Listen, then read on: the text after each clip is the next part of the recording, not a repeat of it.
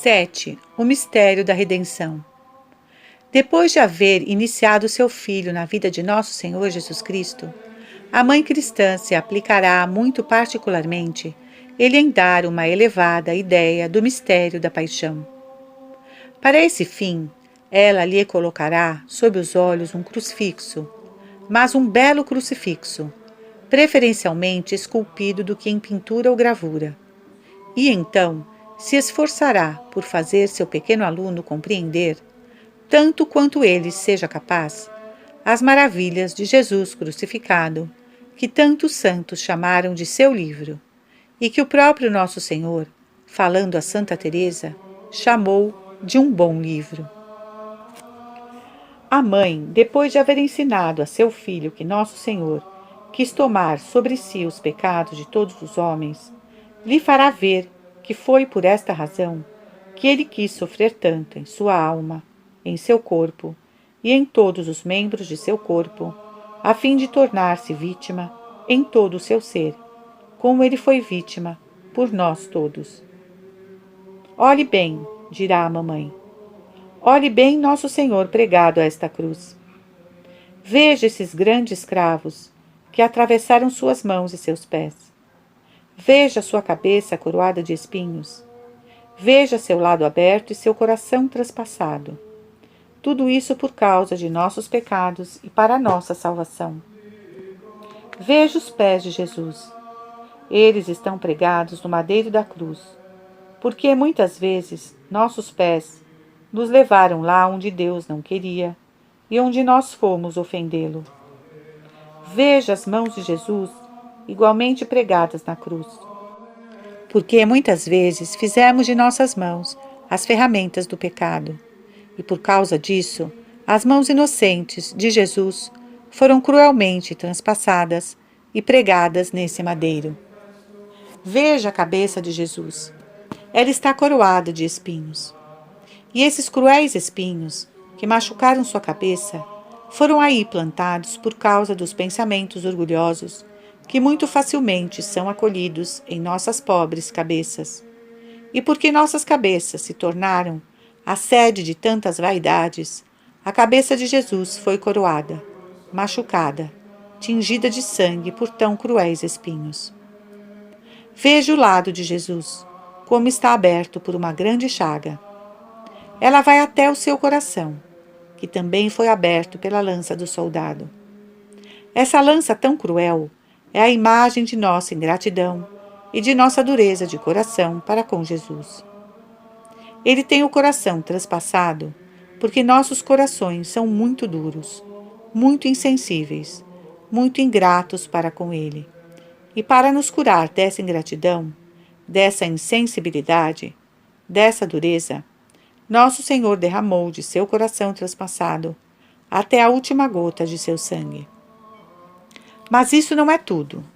Essas chagas de Jesus, que são obra de nossos pecados, Jesus, que as recebeu por amor de nós, as fez remédio para nossos pecados. Quem poderia crer em tão grande amor de nosso Senhor? Nós o temos ofendido, machucado, pregado na cruz. E das chagas que nós lhe fizemos, eis que sai uma torrente de graças para nos purificar de nossos pecados, nos reconciliar com Deus e nos conduzir ao paraíso.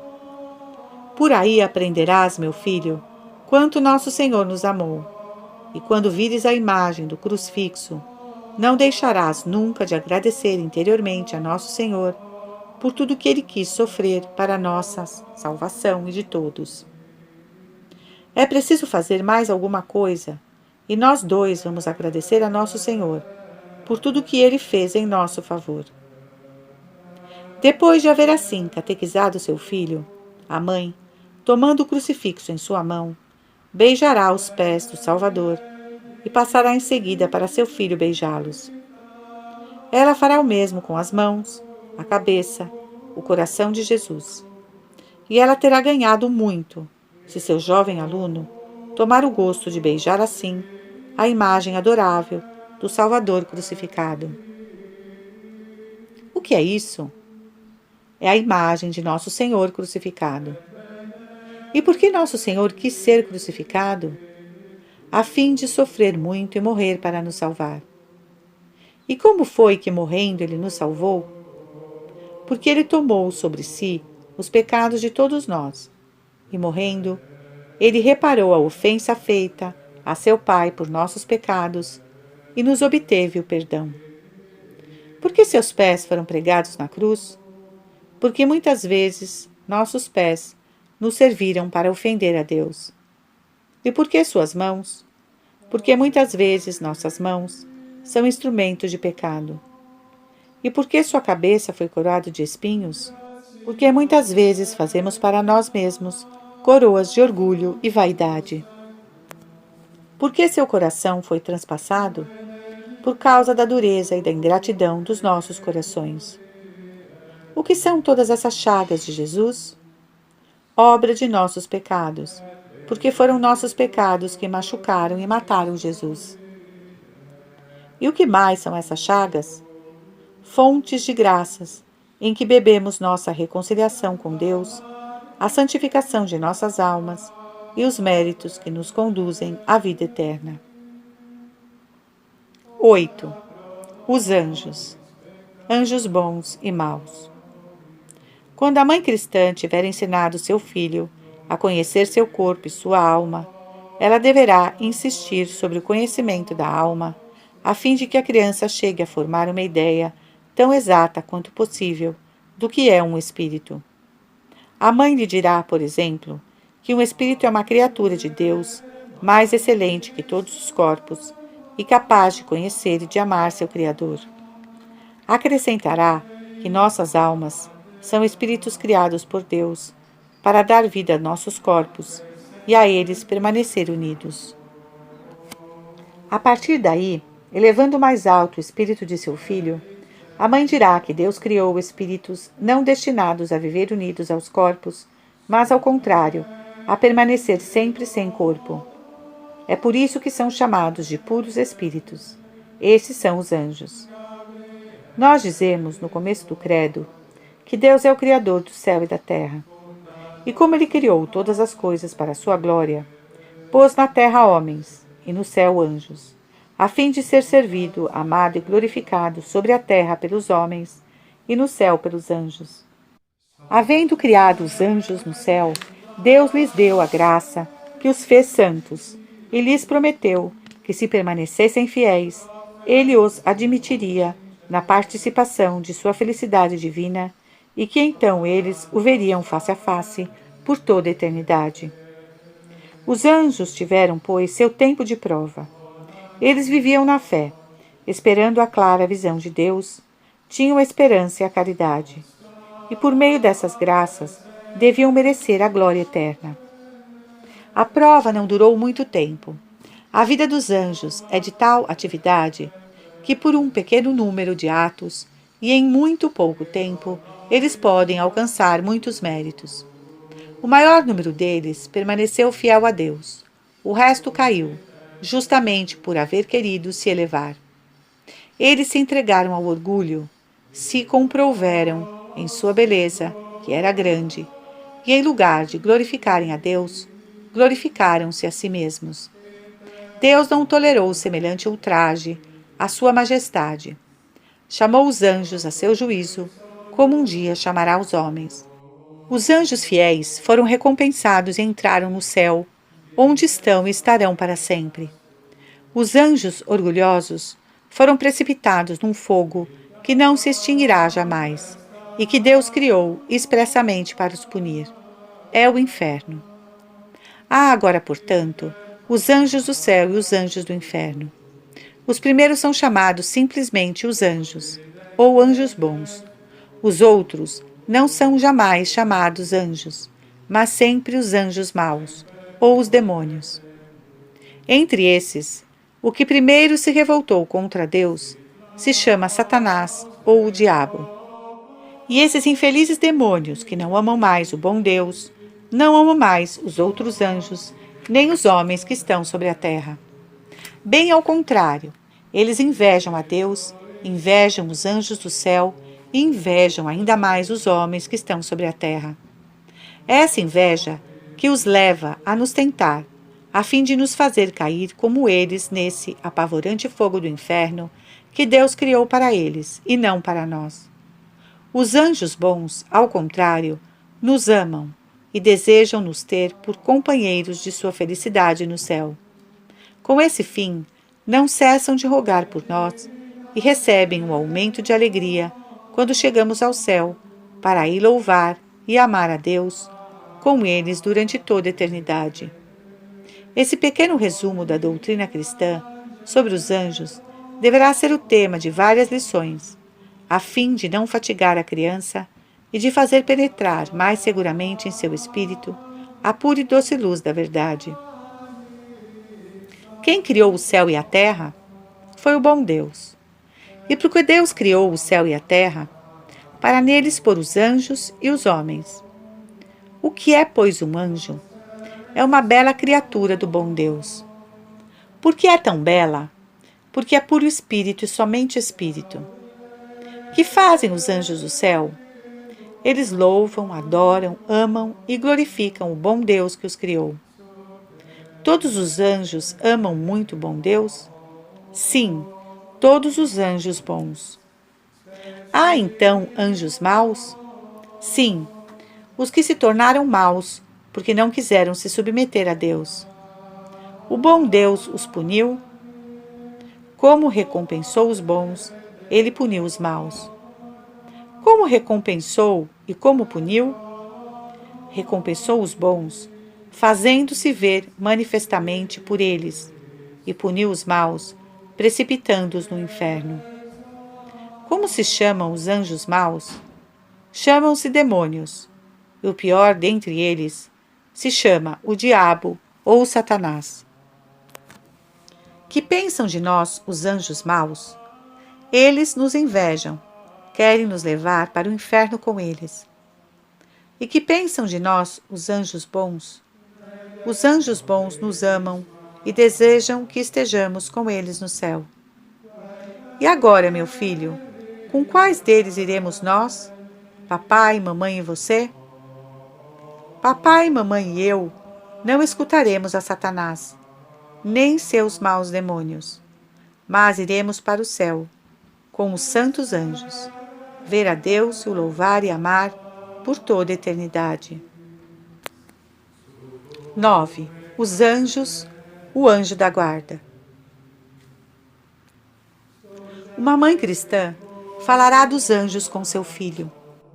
Com isso, ela prestará a seu filho o imenso serviço de elevar sua inteligência e de familiarizá-la com as coisas espirituais.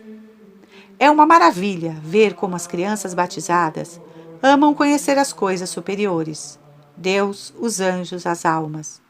E uma mãe deve saber aproveitar esse bem precioso, esse desejo puro posto pelo batismo na alma de seu filho.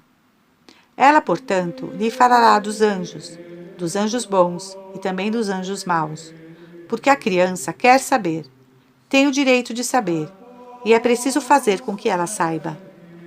Falando-lhe dos anjos maus, dos demônios, de Satanás, a mãe tomará cuidado para transmitir a seu filho unicamente as verdades da fé.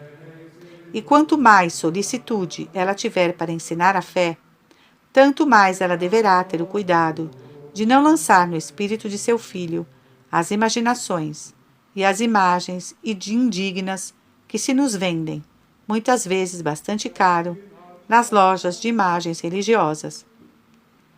Por exemplo, uma caldeira em brasa na qual se vê cutucando os danados com o garfo. Esse monstro a que se dá um corpo e um rabo, e pés de bode. Tudo isso é simplesmente repugnante. E a bem compreender, tudo isso é de interesse de Satanás. Com efeito, se o cristão imagina que Satanás é um monstro dessa espécie, como poderá reconhecê-lo quando ele vier, transformado em anjo de luz, lhe propor uma tentação doce, atraente, divertida, sedutora? A criança dirá: esse não é Satanás, de quem a mamãe me mostrou a imagem. Esse é tão amável. Irei então, pois é com ele que encontrarei meu prazer. Satanás é um monstro para as almas que têm uma grande fé e um grande amor por nosso Senhor. Mas para o comum dos mortais, e sobretudo para as crianças, Satanás se esforça por se mostrar um alegre companheiro. É um sedutor e jamais começará por atemorizar aqueles que ele quer tentar. Mas, como na instrução das crianças é preciso sempre tratar mais de ensinar o bem do que de mostrar o mal, depois de ter falado um pouco dos anjos maus, é preciso falar muito mais dos bons e, sobretudo, do anjo da guarda. A mãe fará assim: mostrará a seu filho o quanto o ama, dir-lhes-á que ele é seu amigo. E depois, quando a criança houver compreendido que é ser amigo de sua mãe, ela lhe ensinará que ele é amigo de um bom anjo de Deus que está no céu e que Deus lhe deu por guarda. Com essa boa notícia, a criança maravilhada ficará arrebatada de alegria, vendo o quanto Deus é bom, por lhe dar a ele, um pequeno menino, tão bons e queridos amigos, seu papai e sua mamãe na terra e seu anjo bom, seu anjo da guarda no céu. A criança compreenderá melhor o quanto ela é amada por Deus, já que Deus a faz amada por seus pais na terra e por seu anjo bom no céu. Meu filho, vamos conversar hoje sobre os anjos. Sim, os grandes amigos do bom Deus. Mas, mamãe, há anjos que são maus, não é? Sim, eles desobedeceram e Deus os lançou no fogo do inferno. Não se pode desobedecer a Deus, mamãe. Você sabe alguma coisa sobre esses anjos maus? Eles são maus porque não amam mais ao bom Deus. E mais por quê? Porque não amam mais seu próximo. Ao contrário, o que eles querem é nos fazer mal. E que mal eles querem nos fazer? Querem que ofendamos o bom Deus, para irmos com eles para o inferno. E o que eles fazem para isso? Eles nos tentam. Quando o bom Deus diz obedece, eles dizem não obedeças. E quando eles nos tentam assim, mostram o inferno para onde querem nos levar? Eles não são bobos. Eles nos mostram somente o prazer que teremos, se fizermos nossa própria vontade. Esse prazer nos é permitido? Não, mamãe. Deus o proíbe, porque isso nos fará mal. E esse é o prazer que o bom Deus pune no inferno. Assim, meu filho, você tomará bastante cuidado se a tentação vier? Se ela vier, eu direi: vá embora, Satanás, eu quero amar o bom Deus. Muito bem, fazendo assim, você alegrará o bom Deus, e também o papai e a mamãe, e também um grande amigo de meu filhinho. Quem, mamãe? Seu anjo da guarda. Meu anjo da guarda? Seu anjo da guarda é aquele a quem Deus encarregou de guardar sua alma e seu corpo, de rezar por você, de amá-lo tanto que o levará com ele para o paraíso. Amarei bastante meu anjo da guarda, mamãe, e eu queria muito vê-lo. Você o verá no céu. Então, mamãe, vamos para o céu. Vamos ver nosso bom anjo e o bom Deus. 10. A criação, Adão e Eva. Depois de haver tratado dos anjos com seu filho, a mãe cristã trabalhará para lhe dar um conhecimento mais completo de nossa criação, da criação da humanidade. Para esse fim, ela encontrará para suas lições um tema conveniente neste diálogo. Dissemos que Deus criou os anjos e os homens. Não seria interessante saber um pouco melhor como ele nos criou? Sim, mamãe, eu gostaria muito de saber. Que bom! Eu lhe direi então que Deus, no começo de tudo, criou primeiro um homem e depois uma mulher. E eles tinham nome? Sim, esse primeiro homem se chamava Adão e essa primeira mulher se chamava Eva. Onde o bom Deus os criou, mamãe? Num belo lugar, que era um grande e belo jardim, e onde havia toda sorte de bons frutos para os nutrir. Deus os criou grandes como os adultos ou pequenos como as crianças? Deus os criou grandes desde o início. E já sabiam tudo? Sim, Desde sua criação, eles eram sábios e muito sábios. Porém, o bom Deus fez mais. Ele os criou santos também, desde o início. Ah, mamãe, a senhora não havia ainda me dito essas coisas. Conte-me como Deus fez para criar Adão. Deus formou um corpo de barro, depois mudou esse barro em carne e osso, como nós, e por fim, lhe deu uma alma para o fazer viver. Por que uma alma, mamãe? Você já se esqueceu do que lhe ensinei sobre nossas almas? Deus nos deu uma alma, porque sem alma o corpo está morto. Sim, eu me lembro, mamãe. Mais que isso, Deus deu a Adão uma alma para fazê-lo não somente vivo, mas também sábio, porque a alma que sabe. Mais ainda, para o fazer santo, porque na alma que reside a santidade. Que belo, mamãe! E como Deus criou Eva? Ele mandou um profundo sono a Adão, e durante esse sono profundo, sem que Adão sentisse, tomou-lhe uma de suas costelas com a carne que a revestia. E depois? Depois, com essa costela e com essa carne, Deus fez os ossos e a carne de Eva. E depois? Depois Deus lhe deu uma alma para fazê-la vivente, sábia e santa, como ele havia feito com Adão. Adão e Eva eram sábios. O que é ser sábio, mamãe? Ser sábio é conhecer a verdade. Sim, mamãe, mas o que é a verdade? A verdade é o bom Deus, Pai, Filho e Espírito Santo. Como assim, mamãe? A verdade é o ser, aquilo que é. Em primeiro lugar, o bom Deus, pois desde toda a eternidade Ele é. Em seguida, tudo o que o bom Deus fez.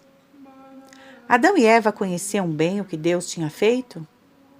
Sim, e por causa disso, por conhecerem bem Deus e suas obras, eram sábios. E eles também eram santos. O que é preciso para ser santo? É preciso ter na alma um grande bem, que se chama a graça de Deus. Sim, mamãe, mas me conte que bem é esse, a graça de Deus? É um bem que Deus criou, que Ele põe na alma e que a faz bela, que a faz boa, que a faz amiga de Deus. Amiga de Deus? Amiga de Deus. Você vai compreender. Você é meu amigo, não é? Sim, mamãe. A senhora me diz isso muitas vezes. Você é meu amigo porque eu o amo e porque você me ama. De forma parecida, uma alma é amiga de Deus quando ela é amada por Deus e ama a Deus. Ser amigo de Deus é isso? É o maior bem que podemos possuir sobre a terra. Os anjos, mamãe, também receberam a graça de Deus? Sim, certamente Deus a concedeu a todos. Mas os anjos maus a perderam? Foi perdendo-a que se tornaram maus. Então, perder a graça, tornar-se mau e desobedecer a Deus é a mesma coisa? Sim, e é justamente isso o que se chama de pecado. Então, o pecado é um grande mal, porque nos faz perder um grande bem. Isso mesmo, você disse bem. Adão e Eva conservaram a graça de Deus? Infelizmente, não. Eles a perderam, desobedecendo a Deus. Mas como?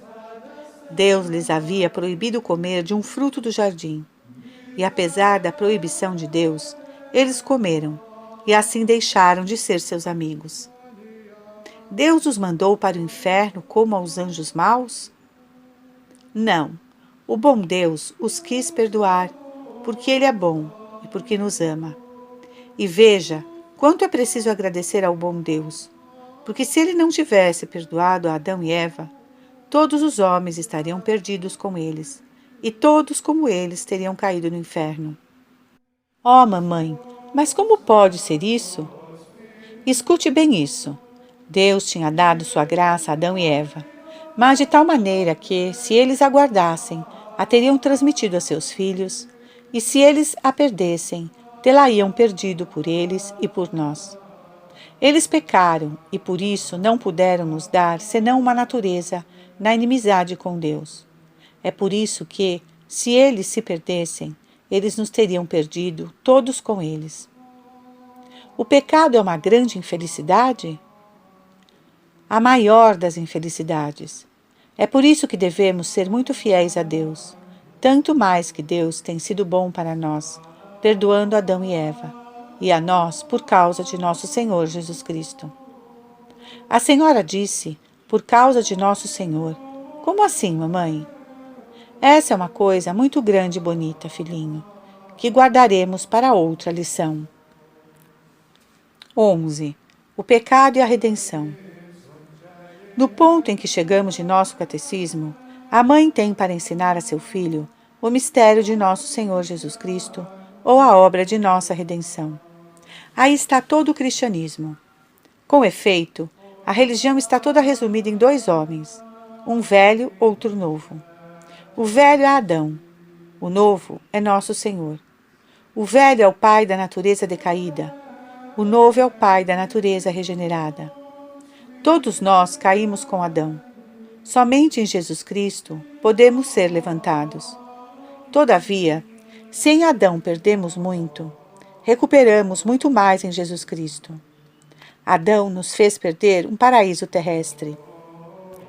Jesus nos abre o paraíso celeste, e tudo é mais do que compensado por nosso Senhor. Para fazer penetrar essas grandes e esplêndidas verdades na alma de seu filho, a mãe lhe ensinará primeiro em que estado nossos primeiros pais foram criados, depois lhe ensinará a história da queda e, enfim, as consequências de tão grande culpa. A mãe lhe mostrará que, em consequência desta primeira infelicidade, todos os filhos de Adão poderiam ter sido para sempre lançados no inferno com os demônios, se não houvesse uma grande maravilha da bondade de Deus. A essas palavras, a bondade de Deus, uma grande maravilha, a criança será tocada e pedirá para saber. Quando uma criança pede assim o alimento da verdade, é um sinal muito feliz e um momento de que se deve saber aproveitar. A mãe aproveitará. Então, ensinará a seu filho o mistério da encarnação. Ela lhe dirá como o Filho de Deus nasceu da Virgem Maria, lembrará o estábulo de Belém, far-lhe-á rever a bela imagem do menino Jesus, da Virgem levando o menino Jesus em seus braços. Porém, o ponto em que ela deverá então mais insistir será na nossa redenção, começada na encarnação e consumada sobre a cruz. A imagem de Jesus crucificado voltará então, com a devoção às 5 chagas. Será necessário então fazer a criança compreender que nosso Senhor quis fazer-se homem a fim de poder sofrer e morrer, e assim levar a punição devida a nossos pecados.